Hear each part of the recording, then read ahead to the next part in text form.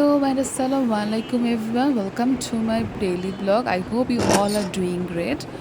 আজকে বেশ লেট করেই ব্লগটা স্টার্ট করলাম কারণ ঘুম থেকেও একটু লেট করেই উঠেছি আর উঠে দেখলাম আমাদের হেল্পিং হ্যান্ড চলে এসেছিল। তো দেরি না করেই সে আমাদের রুমটাকে ক্লিন করে দিল, তারপর মুছেও দিয়েছে, মানে পুরো সব কাজ একসাথে করে দিয়ে চলে যায় সে। এখানে আন্টি কাজ করছে আর আমি এখন চলে যাব পাকের ঘরে, কারণ এখন আমি টুকটাক নাস্তা বানাবো। বেশি কিছু বানাবো না, শুধু পরোটা বানিয়েছি আর একটু দুধ গরম করছি। রাত্রে একটু ভাজি বেঁচে গিয়েছিল, সেটা দিয়ে আজকে নাস্তাটা করে ফেলবো। পাশাপাশি ডালটাও বসিয়ে দিয়েছি কারণ দুপুরে রান্নাটা স্টার্ট করতে হবে, এমনিতেও অনেক লেট হয়ে গিয়েছিল। এখন দেরি না করে নাস্তাটা খেয়ে ফেলি। আমাদের বাসায় ডিম শেষ হয়ে গিয়েছিল, তো বাজার থেকে ডিম আনা হয়েছে। এখন এগুলো ফ্রিজে একে একে রেখে দিচ্ছি।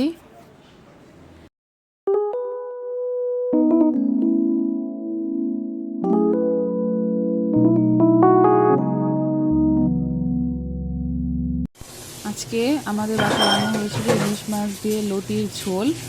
এটা খেতে অনেক টেস্টি হয়েছিল।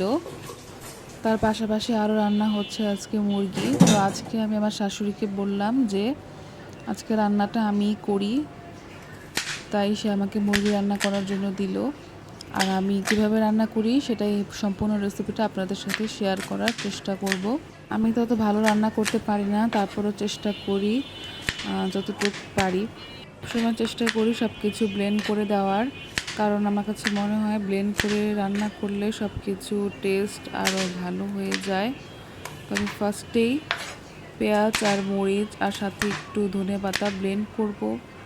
তবে আপনাদের কাছে একটি বিশেষ অনুরোধ রয়েছে আমার, কারণ যারা আমার এই ভিডিওটি দেখছেন তারা প্লিজ আমার ভিডিওটিতে একটি লাইক করে দিবেন। আর যারা আমার চ্যানেলটিকে সাবস্ক্রাইব করেননি তারা প্লিজ আমার চ্যানেলটিকে সাবস্ক্রাইব করে আমার পাশেই থেকে যেতে পারেন। আর যদি আপনাদের কাছে আমার ভিডিওটি ভালো লেগে থাকে তাহলে আরেকটা রিকোয়েস্ট করছি, অবশ্যই সুন্দর সুন্দর মন্তব্য করে যাবেন। সেগুলো পড়লে আমার কাছে অনেক ভালো লাগে। আপনাদের গুরুত্বপূর্ণ মন্তব্যগুলো যখন দেখি আমার কাছে আরও বেশি উৎসাহিত লাগে। রেগুলার ভিডিও আপলোড করার চেষ্টা করি, তখন আরও বেশি বেশি ভালোবাসা দেন, তখন আমারও ইচ্ছে করে আরও সুন্দর সুন্দর ভিডিও বানাই। তো প্লিজ একটু আমার পাশে থাকবেন, আমার চ্যানেলটাকে সাবস্ক্রাইব করে রাখবেন। এখন রান্নাটাকে আমি স্টার্ট করছি, তবে আমি একটু স্পিডটা বাড়িয়ে দেবো কারণ আপনারা একঘেয়েমি অনুভব করবেন, যেহেতু রান্না করার প্রসেসিং খুব বড় হয়েছে। তাই আর কি আমি একটু স্পিডটা বাড়িয়ে দিব যাতে আপনারা বোরিং না হন। দেখতেই পারলেন আমি ফার্স্টে তেলটা গরম করেছি, তারপর ব্লেন্ডার করা যে যা পেঁয়াজ মরিচ ধনেপাতা ছিল সেগুলো দিয়ে দিয়েছি, তারপর আদা রসুন দিয়েছি, তারপর সেটাকে একদম ভালো করে ভাজা ভাজা করে ভেজেছি। তারপর সেটার মধ্যে দিয়ে দিলাম 1 চামচ মরিচের গুঁড়ো, ধনিয়া গুঁড়ো আর অল্প একটু লবণ। তারপর সেটাকেও একদম ভালো মতো নাড়িয়ে চাড়িয়ে কষিয়ে নেব যাতে মশলা গন্ধটা দূর হয়ে যায়। তারপর আমি চিকেনগুলোও দিয়ে দিলাম। এখন এটাকেও একদম ভালোভাবে মাখিয়ে নিতে হবে যাতে মশলার ভেতরে একদম ভালোভাবে মুরগির ভেতরে মশলাগুলো ঢুকতে পারে। তারপর আমি 1 কাপ দুধ দিয়েছি, একটা লেবুর রস দিয়েছি, আর সাথে হয়তোবা আমি চিনি দিয়েছি যেটা আমি অ্যাড করতে ভুলে গিয়েছিলাম। তারপর অল্প একটু পানিও দিয়েছি। এখন এটাকে অনেক ভালোভাবে নাড়াচাড়া করে নেব আর সামান্য একটু ঢাকা দিয়ে রাখতে হবে যাতে মশলাগুলা মুরগির ভেতরে ভালোভাবে ঢুকে যায় অ্যান্ড যত বাজে স্মেল থাকে সেগুলো যেন দূর হয়ে যায়। এই তো এখন এটা হচ্ছে আমার মুরগির রেসিপির ফাইনাল লুক। আর এটা একটু ডিফারেন্টভাবে ট্রাই করেছি, আর দেখতে পাচ্ছেন যে মুরগির কালারটা একদম একটু সবুজ সবুজ এসেছে। আমি কিন্তু রান্নাবান্নাটা মোটামুটি আমার শাশুড়ির কাছ থেকে শিখেছি আর ইউটিউব দেখেও শিখেছি। তো আমি মাঝে মাঝে নিজে নিজেও কিছু ইনভেনশন করে থাকি, যেমন আজকে আমি এটা একটু ইনভেনশন করেছি, নিজের মতো করে রান্না করেছি, তবে খেতে বেশ ভালোই হয়েছিল। এখন আমি লাঞ্চ বক্স প্যাক করব, কারণ আমাদের দোকানে, মানে আমার হাজব্যান্ড আর আমার শ্বশুরের দোকানে লাঞ্চ যায়, প্রতিদিন দুপুরের খাবার আমরা দিয়ে থাকি। তো সেটাই এখন প্যাক করে দিচ্ছি, কারণ রান্না হয়ে গিয়েছে আর একটু পরেই লাঞ্চ বক্স নেওয়ার জন্য লোক চলে আসবে। তাই আমি পাশাপাশি সব কাজ একসাথেই করছি, রান্না করছি আবার লাঞ্চ বক্সও প্যাক করছি। যা থাকে মোটামুটি সেগুলাই দেওয়ার চেষ্টা করি। আর এই তো অলরেডি একটা বক্স প্যাক করা হয়েছে অফ ক্যামেরায়, আর এখন আমি আরেকটা বক্স প্যাক করছি।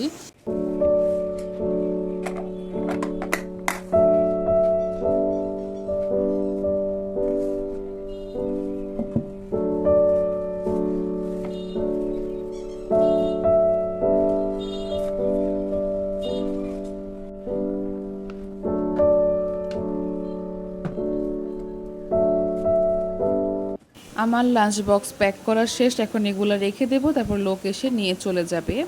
আর তারপর আমি কাজ শেষ করে চলে গিয়েছিলাম গোসল করতে, তারপর ফ্রেশ ট্রেশ হয়ে এখন আমি দুপুরের নামাজটা পড়ে নিচ্ছি। আর নামাজ পড়া হয়ে গিয়েছে, এখন আমি একটু দোয়া দুরুদ পাঠ করছিলাম।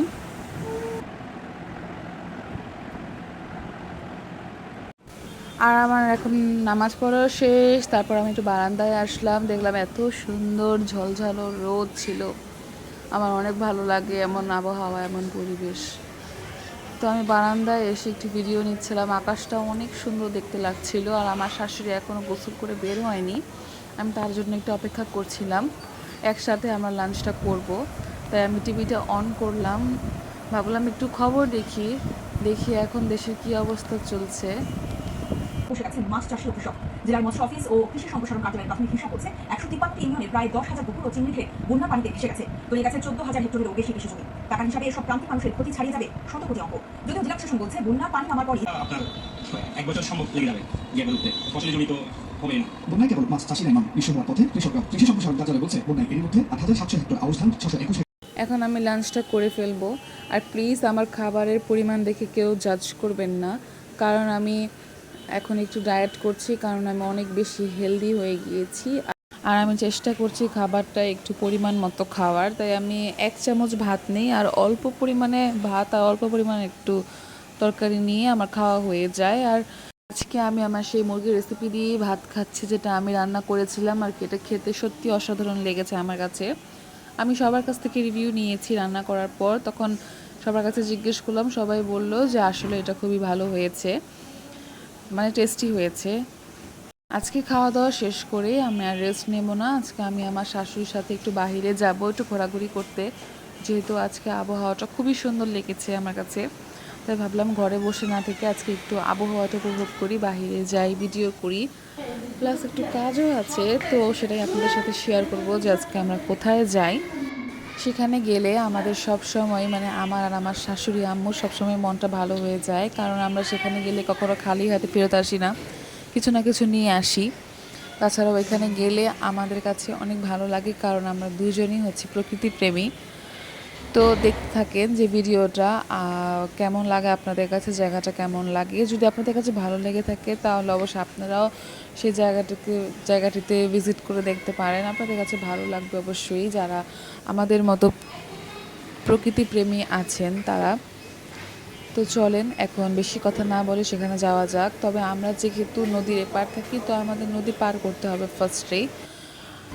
আমরা নৌকাতে উঠে গেলাম, আর নৌকাতে ওঠার পর আমি যা দেখলাম, মানে মাশাআল্লাহ, আল্লাহর সৃষ্টি কী যে সুন্দর, এত সুন্দর পরিবেশ। তার পাশাপাশি এত সুন্দর ছিল আকাশটা, ক্যামেরাতে যতটা না সুন্দর ছিল তার থেকে দ্বিগুণ বেশি সুন্দর ছিল বাস্তবে। আসলে মাশাআল্লাহ এত সুন্দর লেগেছে, মানে আমার আজকে বের হওয়াটা সার্থক মনে হচ্ছিল, কারণ এত সুন্দর পরিবেশ, এত সুন্দর আবহাওয়া। আমি গরম ছাড়া বলবো না, গরমও ছিল, প্রচুর গরম ছিল, তবে এই আবহাওয়া দেখার পর আমাদের মন ভালো হয়ে যায়। আর তারপর আমরা অনেক অনেক অনেক ভিডিও ক্যাপচার করি।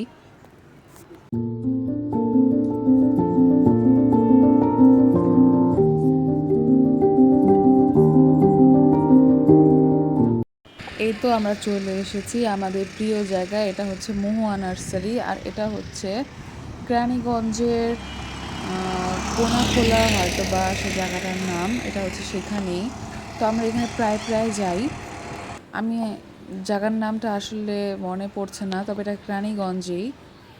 আর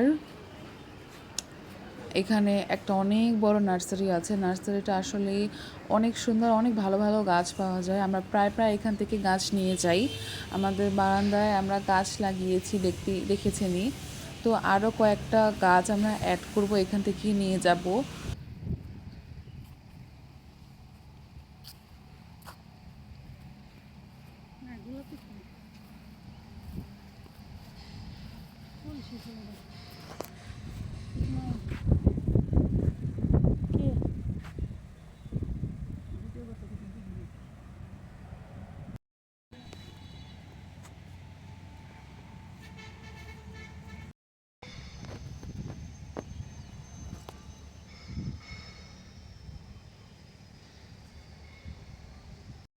লাল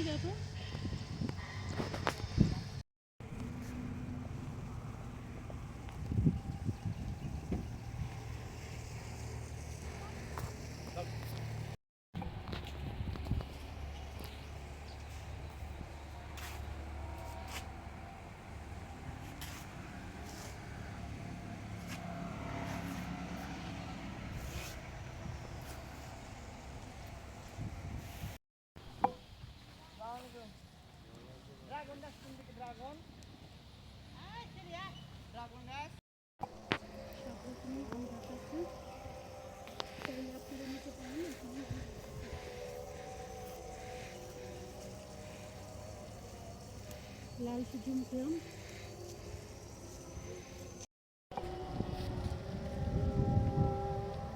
ঘোরাঘুরি করার পর আমাদের এই দুটা গাছ পছন্দ হয়, দুটা না 3টা গাছ পছন্দ হয়। এখানে হচ্ছে চেরি ফুল গাছ, ওটা হচ্ছে লতাবাহার না পাতাবাহার গাছ, আর একটা হচ্ছে জবা ফুল গাছ।